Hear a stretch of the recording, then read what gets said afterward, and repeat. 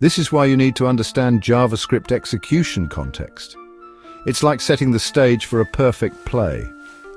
Welcome to JavaScript execution context explained simply. Think of it as the stage where JavaScript prepares and runs your code.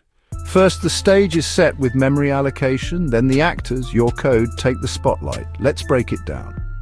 1. Global execution context, or GEC. This is created when your script starts. It stores global variables and functions.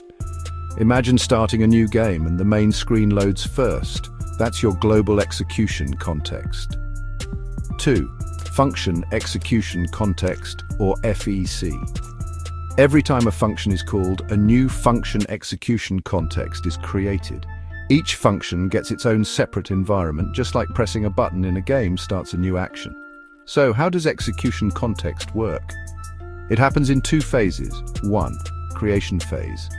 JavaScript reserves memory for your variables and functions before running the code. Think of it like arranging all your ingredients before you start cooking. 2. Execution phase. This is when JavaScript executes the code line by line. Now you follow the recipe and cook.